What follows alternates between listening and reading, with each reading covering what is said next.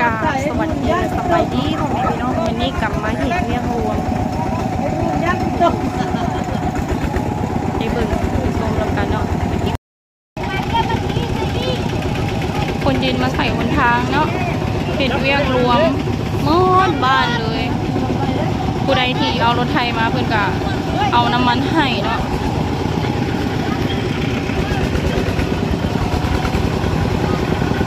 ใส่แคมทางพี่น้อง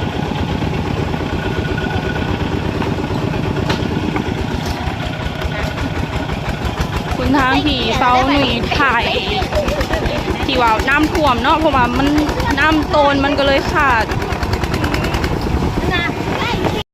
อัปเดตตอนนี้กะฮอดบ่อนได้เก็บ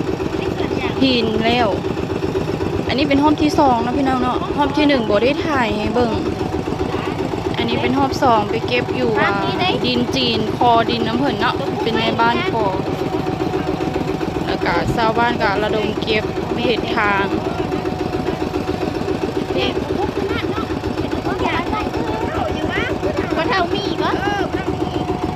แต่ละครอบครัวก็ต้องได้มาถูกครอบครัวบอกคนหนึ่งก็2 คน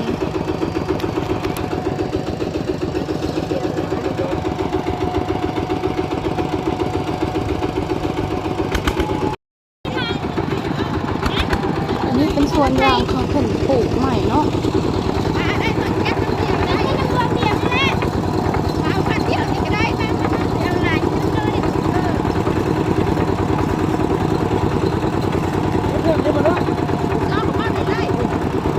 กล้องมันกับสีสั่นๆเนี่ยเพราะว่าที่ถึงเป็นไทย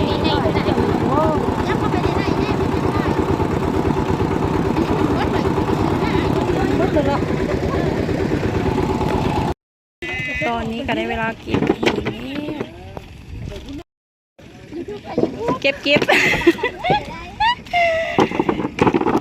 หินซอยเลยเด้อจะทายอยู่เมืองหินบูนเด้อ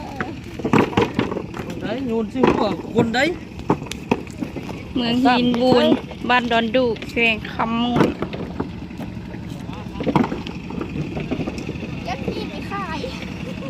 ขอตัวเก็บหินก่อนเด้อตอนนี้ก็เต็มรถทีมอดแล้วก็สิได้เดินทางไป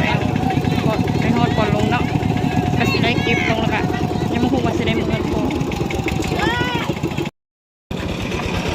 ตอนนี้ก็สิได้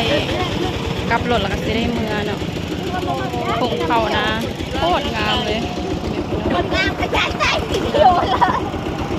แต่มันขึ้นก็คือถ่วมหมดเลยเขานี่กระถ่วมตอนนี้ก็สิได้คอโตลา